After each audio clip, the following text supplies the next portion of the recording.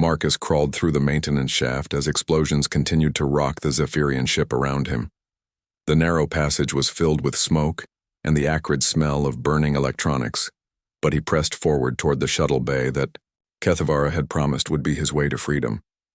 When he finally emerged from the shaft, he found himself in a scene of chaos. The shuttle bay was filled with emergency personnel trying to control fires and repair damaged launch systems. Several small craft had already been destroyed by the sabotage, their twisted remains scattered across the deck. But in the far corner of the bay, Marcus spotted a single undamaged scout ship that seemed to have been overlooked in the confusion. Using the skills he had learned during his military training, Marcus made his way across the bay by staying in the shadows and timing his movements to avoid the attention of the busy crew members. The scout ship was smaller than he had hoped, but its design was simple enough that he could understand the basic controls after studying them for a few minutes. As he prepared to launch, Marcus activated the communication systems and began broadcasting the data he had stolen from the Empire's core systems. He sent the information on multiple frequencies, hoping that at least some of it would reach Earth's monitoring stations in time to warn them about the approaching invasion fleet. The launch from the shuttle bay was rougher than Marcus had expected. The ship's systems were failing throughout the vessel, and several of the launch guidance systems had been damaged by the ongoing sabotage. But his small craft managed to clear the bay and escape into space just as more explosions lit up the massive Zephyrian command ship behind him. Marcus set course for Earth at maximum speed, but he knew that his small scout ship could not outrun the invasion fleet that was already moving toward human space. His only hope was that the information he was carrying would give Earth's defenders enough advance warning to mount an effective defense. As he traveled through space, Marcus studied the data more carefully and began to understand the full scope of what Kathara had discovered.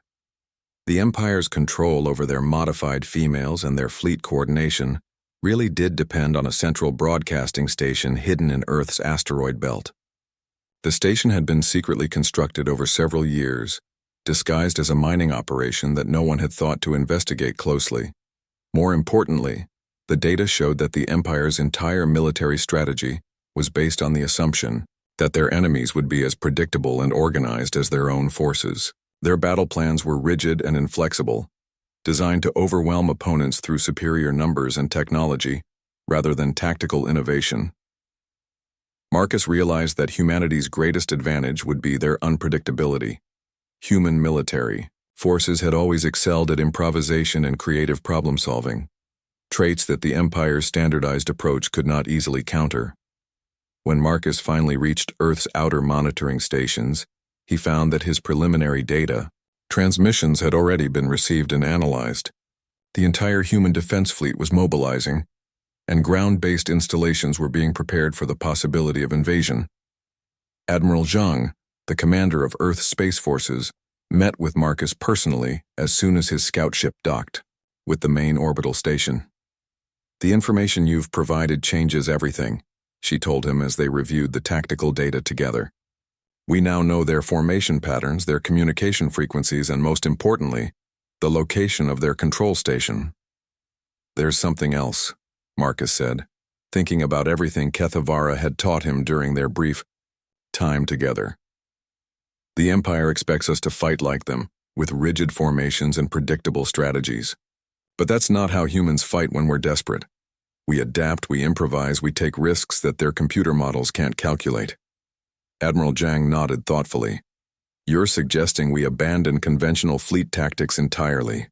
"I'm suggesting we fight like humans," Marcus replied. "Like people who have something worth protecting and the creativity to find ways to protect it that our enemies will never see coming." The battle for Earth began 3 days later, when the Zephyrian invasion fleet dropped out of hyperspace at the edge of the solar system. The Empire's ships were massive and powerful, each one capable of destroying multiple human vessels in direct combat. But the human defenders did not engage in direct combat. Instead, they used the information Marcus had provided to locate and destroy the hidden control station in the asteroid belt. Small, fast human ships darted between the asteroids like insects, avoiding the larger Zephyrian vessels while targeting the disguised broadcasting facility that coordinated the entire enemy fleet. When the control station was destroyed, the effects were immediate and dramatic. Throughout the invasion fleet, the beautiful modified females who served as communication and coordination officers suddenly became confused and disoriented. Without the constant stream of control signals from the broadcasting station, they began to act independently for the first time in their lives. The rigid Zephyrian battle formations fell apart as individual ships received conflicting orders or no orders at all. Human forces, organized into small, flexible groups that could adapt quickly to changing circumstances, began picking off isolated enemy vessels one by one. But the real turning point came when Marcus broadcast Kathara's final message throughout the Zephyrian fleet. Her words, speaking in the old Zephyrian language about the true nature of their people before the Empire's modifications, reached every unmodified crew member on every ship. Rebellions broke out throughout the fleet as engineers, maintenance, workers, and other support personnel who had been ignored and overlooked suddenly realized that they outnumbered their modified overseers. The same hierarchy that had made the Empire so efficient also made it vulnerable when the bottom levels of that hierarchy decided to rebel. Marcus found himself leading a joint human-Zephyrian task force back to the command ship where Kathara was being held prisoner. The massive vessel was crippled and drifting, its crew fighting amongst themselves as the true Zephyrians tried to overthrow their genetically modified rulers.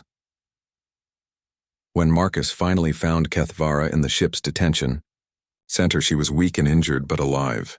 Her scarred face lit up with joy when she saw him, and for a moment all the pain and struggle of the past week seemed worth it. "You did it," she whispered as Marcus helped her to her feet. "Both our peoples are free." "We did it," Marcus corrected her. "None of this would have been possible without your courage and sacrifice." As they made their way through the damaged ship toward the shuttle bay, Kathara told him about the changes that were already beginning throughout Zephyrian space. Colonies that had preserved the old ways were declaring independence from the Empire. Modified females were being offered treatments to reverse their genetic conditioning, though not all of them chose to accept it. "What will you do now?" Marcus asked as they reached safety aboard a human rescue ship. Kathara looked out at the stars through the ship's viewports, her scarred features thoughtful and peaceful. "I want to help rebuild my people's civilization," she said. "Teach them to remember what we used to value before we became obsessed with perfect beauty and total control, and perhaps, if you're willing, learn more about what makes humans so resilient and creative." Marcus smiled and took her hand in his, noting how her scars felt warm and real compared to the artificial perfection he had seen in the modified females. "I think we could learn a lot from each other." In the years that followed, the alliance between humanity and the free Zephyrian colonies became a model for other species throughout the galaxy. They learned that true strength came not from perfect beauty or rigid control, but from the courage to value substance over appearance, truth over comfortable lies, and the freedom to choose one's own path regardless of what others might consider attractive or desirable. And in the monument built to commemorate the victory, visitors could read the inscription that Marcus had insisted upon: "True beauty lies not in perfection, but in the courage to be authentic, the strength to resist control, and the wisdom to see value where others see only flaws." Marcus followed the scarred Zephyrian female through the winding corridors of the massive alien vessel, his mind racing with questions about her cryptic warning. The other human diplomats had been escorted to luxurious quarters with their beautiful partners, but his chosen companion led him down service passages and maintenance tunnels that seemed designed to avoid the main areas of the ship. Her quarters were nothing like what Marcus had expected. Instead of the opulent chambers he had glimpsed when passing other diplomat pairs, she brought him to a small, cramped room that looked more like a storage closet than living space. The walls were lined with computer screens, data storage devices, and what appeared to be scientific equipment that hummed quietly in the dim lighting. "My name is Kathara," she said as she sealed the door behind them and activated what looked like some kind of privacy shield. "And before you ask, yes, I am considered the most ugly female on this entire ship by the standards of my people, but that ugliness may be the only thing that saves both our species from complete destruction." Marcus studied her face in the better lighting of her quarters. The scars he had noticed were indeed burn marks, but they seemed deliberate rather than accidental. Her skin was mottled with patches of different coloration, and her features were harder and more angular than the soft beauty of the other Zephyrian females. But her eyes held an intelligence that was sharp and focused in a way that reminded him of the best officers he had served with during his military career. "What do you mean by destruction?" Marcus asked, settling into the only chair in the small room while Kathara began pulling up data files on her various screens. Kathara paused in her work and turned to face him directly. "Tell me, Captain Chen, what did you think of the other Zephyrian females you saw during the ceremony? Did they seem normal to you?" Marcus considered the question carefully. "They were incredibly beautiful," he said. "Almost impossibly so. And they all seemed very eager to please, very focused on attracting our attention. But now that you ask, there was something about them that felt off. They all seemed very similar somehow, like they were following the same script. Because they were," Kathara said grimly. She activated one of her larger screens and began displaying what appeared to be genetic data and medical records. "Those beautiful females are not natural Zephyrians, Captain. They are artificial constructs, created through generations of genetic modification and surgical enhancement.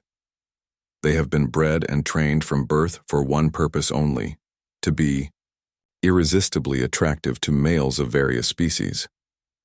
The data on the screen showed brain scans and neurological mapping that Marcus could not fully understand, but the differences between normal Zephyrian brain patterns and those of the modified females were obvious even to his untrained eye. Large sections of the modified brains showed reduced activity, particularly in areas that he guessed were responsible for independent thought and decision-making. "They are essentially biological robots," Kathara continued, her voice filled with disgust and sadness. "Beautiful, seductive robots designed to make their chosen partners completely compliant and obedient. The unity bonding ceremony is not about creating alliances between our species, Captain. It is about turning your people's leaders into puppets who will do whatever the Empire commands." Marcus felt a chill run down his spine as the implications of her words sank in. "The other diplomats," he said. "They're already being affected, aren't they?" Kathara nodded and pulled up another screen that showed video feeds from various parts of the ship. Marcus could see his fellow humans in their luxurious quarters, with their beautiful partners, and what he saw made his stomach turn. The normally sharp and aggressive Ambassador Richardson was sitting quietly, while his silver-haired companion spoke to him in soft, melodic tones. His eyes had the same glazed, dreamy quality that Marcus had noticed in the modified females themselves. Colonel Davidson, who had been known throughout the military for his fierce independence and quick temper, was lying peacefully on a couch, while his golden-skinned partner gently stroked his hair. He was smiling with an expression of complete contentment that looked nothing like the hard-edged officer Marcus had known for years. "The process has already begun," Kathara explained.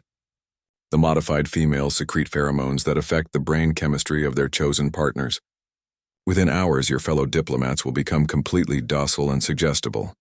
Within days, they will be willing to agree to anything their partners suggest, including invasion plans and surrender terms for your entire planet." Marcus jumped up from his chair, his military training kicking in as he realized the scope of the threat. "We have to warn Earth," he said. "We have to get word back to our people about what's happening here." "It's not that simple," Kathara said. "This ship is already moving toward your solar system, along with the largest invasion fleet the Empire has ever assembled. Your diplomats were brought here not just to be converted into puppets, but to provide detailed intelligence about your planet's defenses and the locations of your major population centers. Once they are fully under the influence of their partners, they will gladly share everything they know." She pulled up another screen that showed star charts and fleet positions. Marcus could see dozens of red dots representing Zephyrian warships, all moving in the same direction. At the center of the formation was their current vessel, marked as the command ship for the entire operation. "But you're different," Marcus said, studying Kathara's scarred features. "You're not like the others. What happened to you?" Kathara was quiet for a long moment, her fingers tracing some of the burn scars on her arm. I am what Zephyrians used to be before the Empire began its program of genetic modification, she said finally. My family comes from one of the outer colonies where the old ways were preserved longer than in the core worlds. When I was young, the Empire tried to modify me like the others, to make me beautiful and compliant. But my body rejected the treatments, she gestured to her scarred skin and angular features. These marks are the result of the genetic therapies failing. The burns are from the surgical procedures that were supposed to make me perfect. Instead, they left me ugly and useless by Empire standards. But they also left me with something that the modified females lack: the ability to think for myself and resist control. Marcus began to understand why she had seemed so different from the others. So you've been pretending to be a failed experiment while actually working against the Empire from within. For over 10 years, Kathara confirmed. I have used my position as a genetic reject to gain access to restricted areas and classified information. No one suspects the ugly female in the back of being a threat to anything. I have been gathering intelligence on the Empire's plans and looking for a way to stop them. She turned to face him directly, and Marcus could see desperation in her brown eyes. Your choice to select me instead of one of the beautiful females has given us an opportunity that may never come again. You are the only human on this ship who is not being chemically controlled. You are the only one who can help me access the information we need to stop this invasion. At that moment, alarms began blaring throughout the ship. Red warning lights flashed in the corridors outside, and Marcus could hear the sound of running footsteps and shouted orders in the Zephyrian language. Kathara quickly checked her monitoring screens and her face went pale. They know, she said, urgently. Someone has discovered that you chose me instead of one of the modified females. Security forces are already moving toward this section. The sound of heavy footsteps in the corridor outside grew louder, accompanied by the distinctive whine of energy weapons being charged. Marcus could hear harsh voices giving orders and the electronic beeping of door scanners as the security teams checked each room. Kathara grabbed a small data device from one of her workstations and pressed it into Marcus's hand. The data core, in Section 7, she said urgently as the footsteps stopped just outside her door.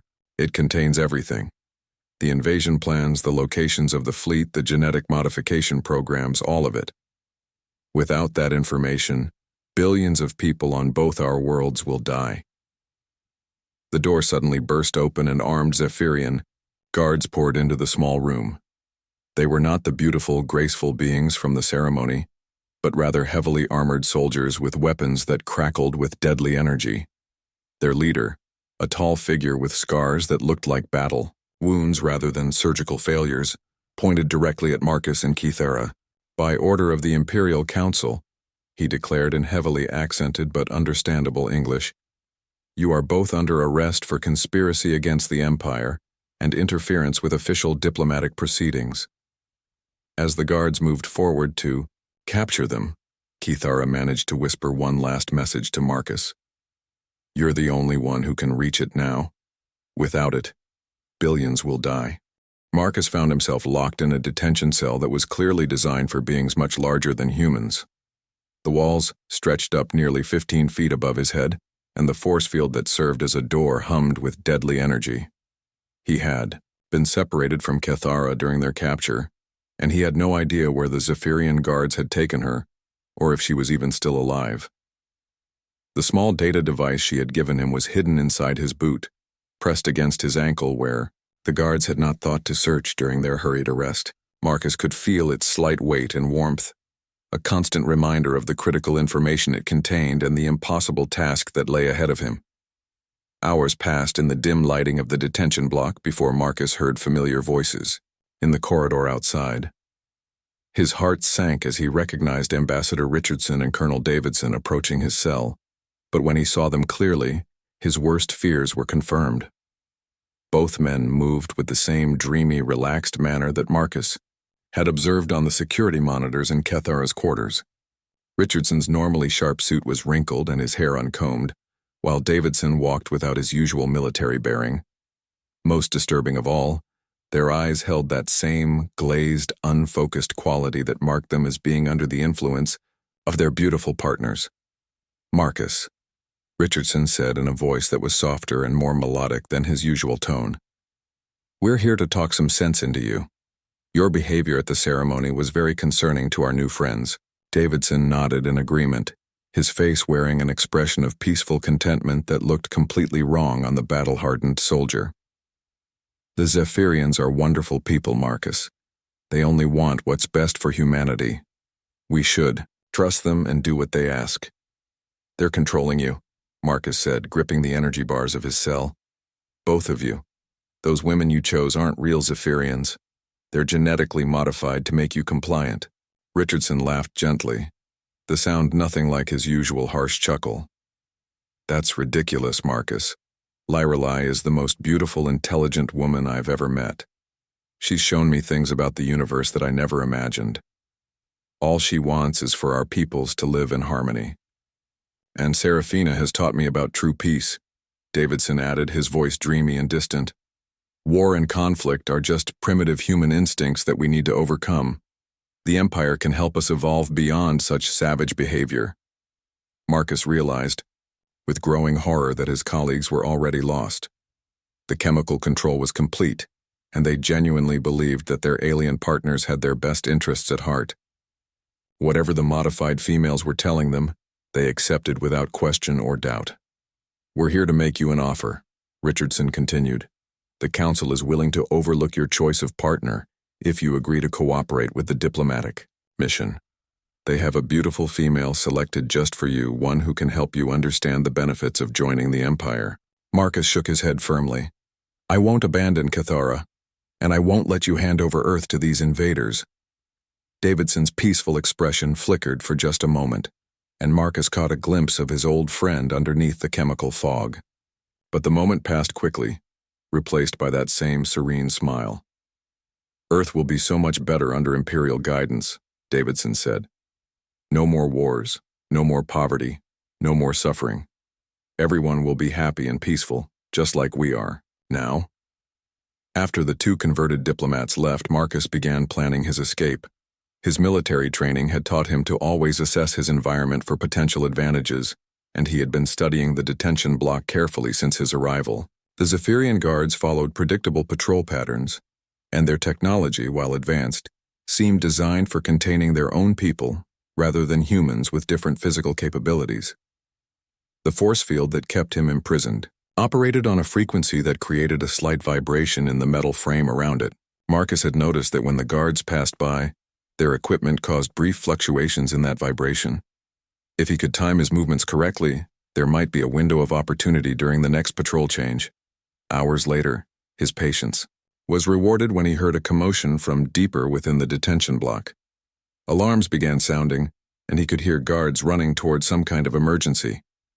Through the gaps in the corridor walls, Marcus caught glimpses of orange light that looked like fire or explosions. During the confusion, the force field on his cell flickered and dimmed for just a few seconds. Marcus had been ready for this moment, and he threw himself against the barrier with all his strength. The weakened field gave way, and he tumbled into the corridor just as the emergency lighting kicked in. The detention block was in chaos. Emergency sirens wailed throughout the ship, and Marcus could see smoke drifting through the ventilation systems. Whatever had caused the distraction, it was significant enough to draw guards away from their posts throughout this section of the vessel. Marcus made his way through the maze of corridors, following the ship's layout that he had memorized during his earlier journey with Kathara. His destination was Section 7, where the critical data core waited with all the information needed to warn Earth and stop the invasion. The ship's design worked in his favor as he moved through service passages and maintenance tunnels. Zephyrians were taller than humans, so their access ways provided him with plenty of room to move quickly and quietly. Their security system seemed calibrated for beings of their size and electromagnetic signature, allowing Marcus to slip past sensors that would have easily detected one of their own people. As he navigated deeper into the ship, Marcus began encountering other signs of the emergency that was distracting the guards. Blast doors had been sealed in several sections, and he could hear the hiss of fire suppression systems working to contain some kind of damage. Through observation windows, he caught glimpses of Zephyrian crew members working frantically to repair damaged equipment. It occurred to Marcus that the timing of this emergency was remarkably convenient for his escape attempt. He began to suspect that Kathara might have allies among the crew, other Zephyrians who opposed the Empire's plans and were willing to create diversions to help him reach his objective. Section 7 turned out to be a heavily fortified area, deep in the heart of the ship, surrounded by multiple layers of security barriers and guard stations. But the emergency had pulled most of the security personnel away to deal with whatever crisis was unfolding elsewhere on the vessel. Marcus found himself facing the massive vault that housed the ship's main data core. The chamber was filled with crystalline storage devices that pulsed with inner light, containing what appeared to be the accumulated knowledge and records of the entire Zephyrian Empire. Banks of processing equipment hummed quietly as they managed the flow of information, and holographic displays showed star charts and fleet positions that confirmed everything Kathara had told him about the invasion. The data core itself was a structure of living crystal that stood nearly 20 feet tall in the center of the chamber. Streams of light flowed through its transparent surface, carrying information at speeds that were almost too fast for human eyes to follow. Marcus could see access ports around its base where the small device Kathara had given him could be connected. But as he approached the core, Marcus realized why the chamber had been left relatively unguarded. The entire area was flooded with a type of radiation that his portable scanner indicated was lethal to Zephyrian physiology. Warning symbols throughout the chamber made it clear that prolonged exposure would be fatal to the ship's normal crew members. However, Marcus's scanner also indicated that while the radiation was dangerous, it was not immediately lethal to humans. His species' evolution on a planet with different atmospheric conditions and stellar radiation had given him a natural resistance that the Zephyrians lacked. He could survive in the chamber long enough to complete his mission, though not without cost. As Marcus connected Kathara's device to the data core and began the download process, he heard footsteps approaching the chamber entrance. Through the transparent walls, he could see a figure in full environmental armor striding toward him with obvious authority and purpose. Emperor Zathron himself appeared at the chamber entrance, his voice amplified by external speakers as he addressed Marcus through the radiation barrier. "You continue to surprise me, human," the Emperor said, his tone mixing amusement with grudging respect. "But I'm afraid your heroic gesture is pointless. Did you really think that your selection of our defective female was unexpected? Everything that has happened was planned, including your presence in this chamber right now." Marcus stared at Emperor Zathron through the radiation barrier, his mind racing as he tried to understand what the alien ruler meant. The data download was still in progress, the device Kathara had given him slowly filling with the critical information needed to warn Earth about the invasion. "You're lying," Marcus said, though doubt was already creeping into his voice. "Kathara chose to help me. Your plan didn't account for someone seeing through your deception." The Emperor's laugh was cold and mechanical through his environmental suit's speakers. "The scarred female has been useful to us for many years, Captain Chen. She believes she is leading a resistance movement, but in reality, she has been identifying and eliminating the few remaining true rebels within our ranks. Every person she has contacted, every piece of information she has gathered, every plan she has made has been carefully monitored and controlled by our intelligence services." Marcus felt his heart sink as the implications became clear. If Kathara had been unknowingly working for the Empire all along, then everything she had told him could be lies designed to lead him into this exact situation. "The radiation chamber was the perfect trap," Zathron continued. "We knew that eventually she would try to lead someone here to steal our invasion plans. What we did not expect was that she would choose a human for this task. Your species' resistance to our defensive radiation is an interesting biological quirk that our scientists will enjoy studying."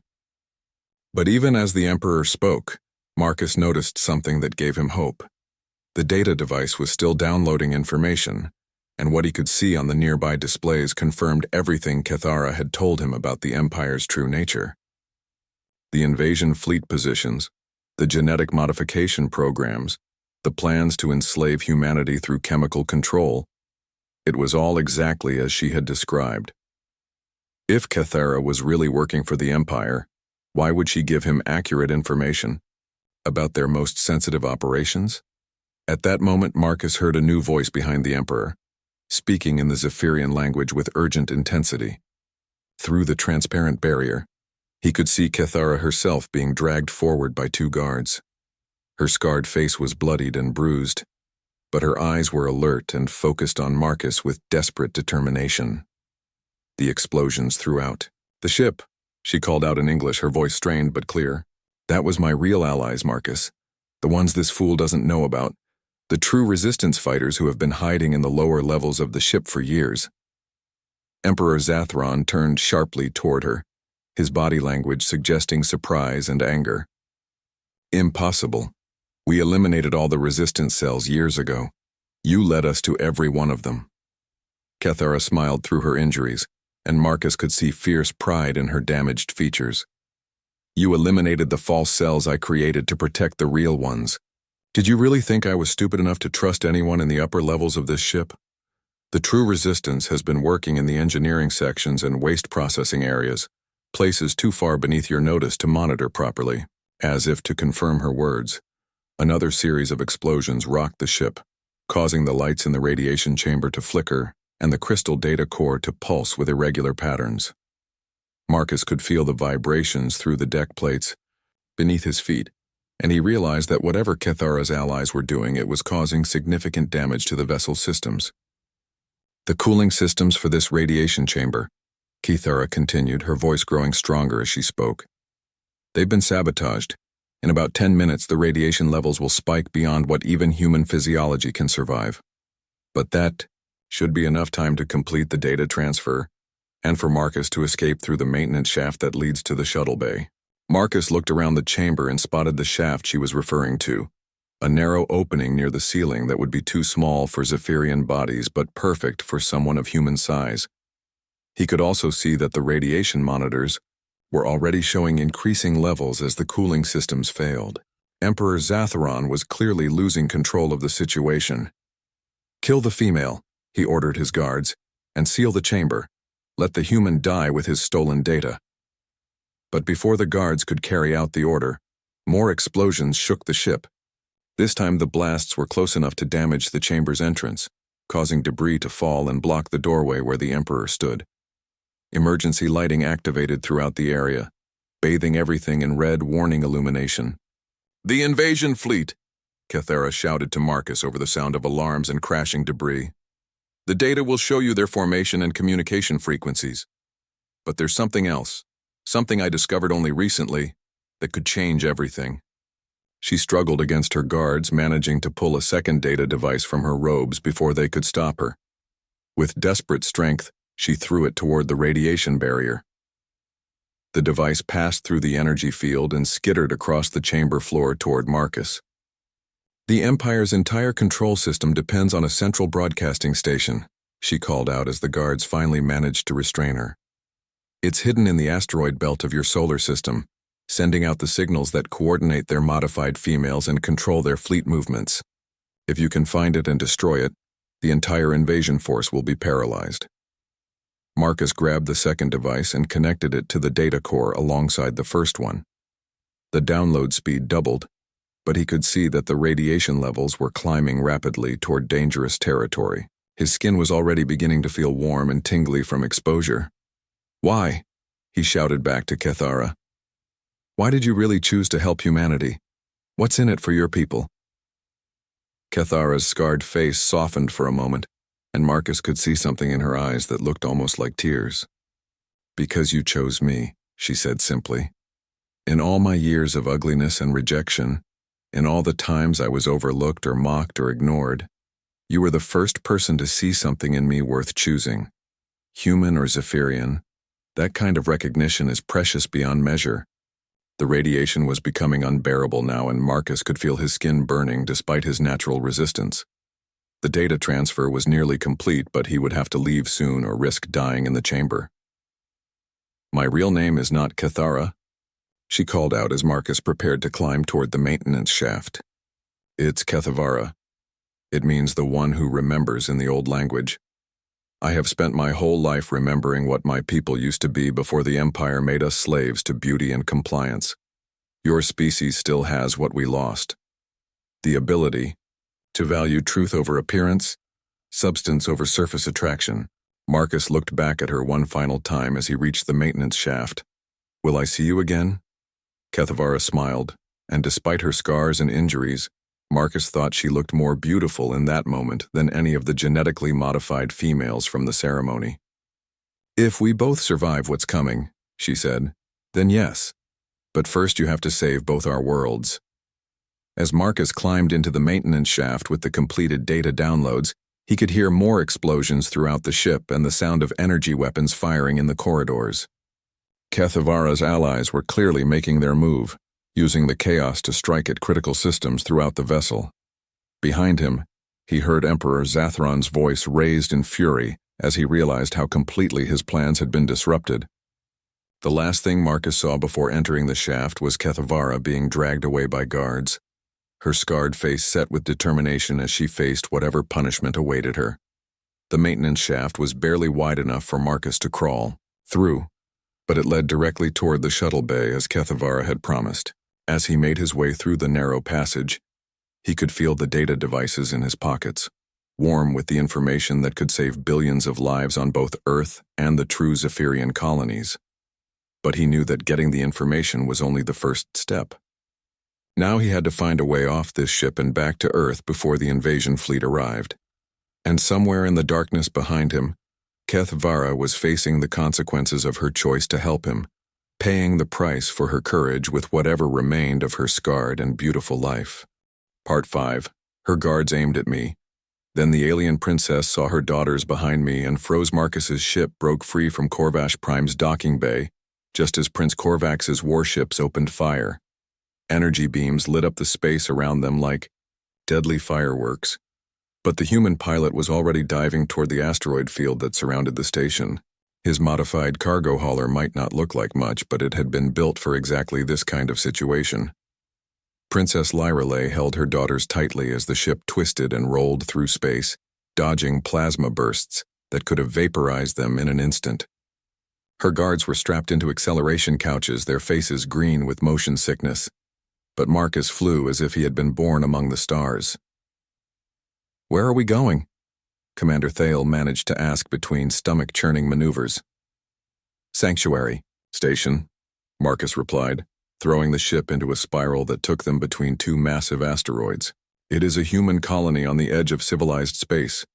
Your brother will think twice before attacking a civilian target with this many witnesses." Prince Korvax's voice crackled over the communication system, following them even as they fled. "Sister, you are making a terrible mistake. Come back now and I promise your punishment will be merciful. Continue running and I will be forced to assume you are a traitor working with human terrorists." Lyrelei felt her heart sink as she realized her brother's strategy. By painting her rescue as a terrorist kidnapping, he could justify any action he took against her. The galactic news networks would report that Princess Lyrelei had been killed while resisting arrest, and few people would question the official story. "He is going to follow us," she said to Marcus. "Even if we reach your human station, he will demand our return. Your people cannot risk a war with the Zephyrian Dominion over one refugee family." Marcus glanced back at her with a grin that was both reassuring and slightly terrifying. "Princess, you do not understand humans very well yet. We have never been good at backing down from bullies, especially when children are involved." The chase continued for 3 hours, with Korvax's warships pursuing them through asteroid fields and nebula clouds. Marcus used every trick he knew to stay ahead of the larger, more powerful vessels, but eventually they would be caught. The human ship was fast, but it could not outrun military cruisers forever. Then something unexpected happened. As they approached Sanctuary Station, dozens of human ships appeared on their sensors.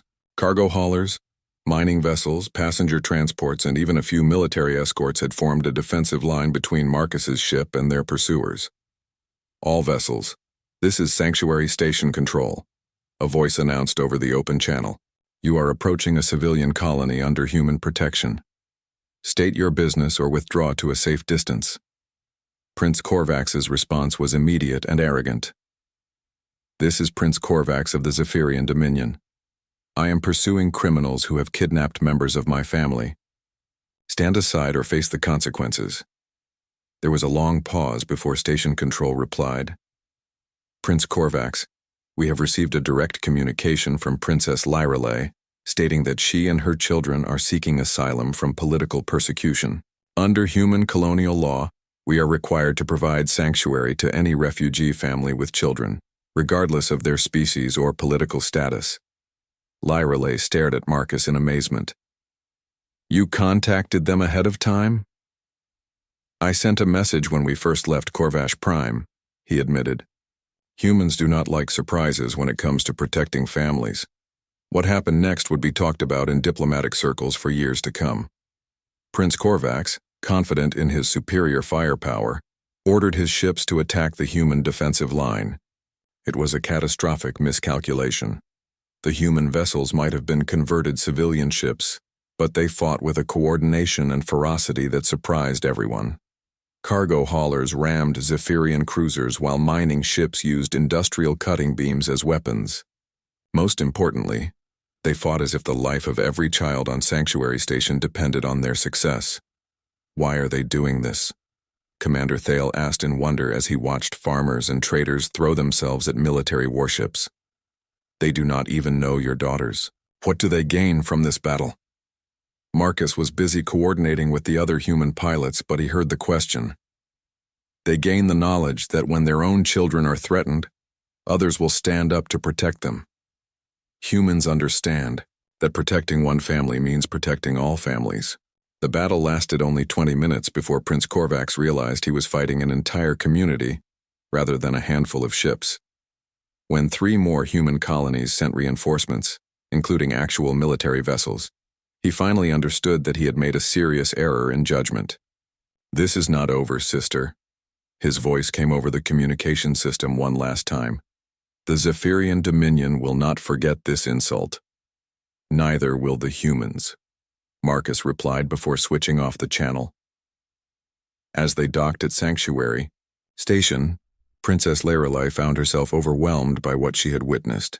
Hundreds of humans had risked their lives for her family without being asked and without expecting any reward. It went against everything she had been taught about how different species interacted with each other. The station administrator who met them at the docking bay was a middle-aged human woman named Sarah Chen, who turned out to be Marcus's sister.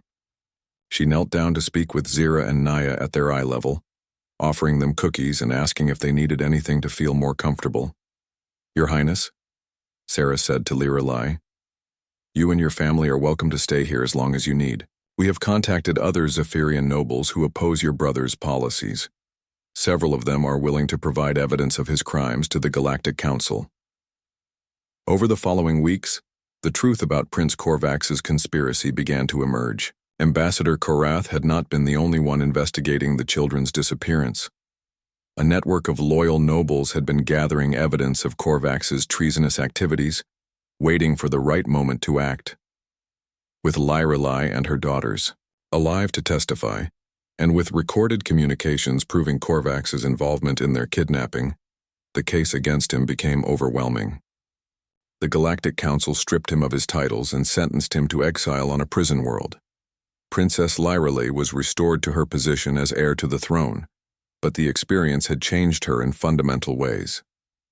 She established the first formal alliance between the Zephyrian Dominion and human colonies, based not on trade agreements or military treaties, but on shared values of protecting the innocent. Marcus returned to his life as a mercenary, but he found that his reputation had changed. Instead of being known as a killer for hire, he became known as someone who could be trusted to protect those who could not protect themselves. Job offers came from across the galaxy, many of them from parents whose children had gone missing. On quiet nights when his ship drifted between the stars, Marcus would sometimes receive messages from Zira and Naya. They would tell him about their lessons and their friends, and they would always end their communications the same way. Thank you for keeping your promise, warrior man. And in those moments, Marcus understood something important about being human. Sometimes the greatest victories were not won through superior firepower or clever tactics. Sometimes they were won by simply refusing to abandon those who needed protection, no matter what the cost. The galaxy had learned something important about humanity that day. They had learned that humans would fight not just for their own families, but for any family that needed protection. It was a lesson that would reshape interstellar politics for generations to come.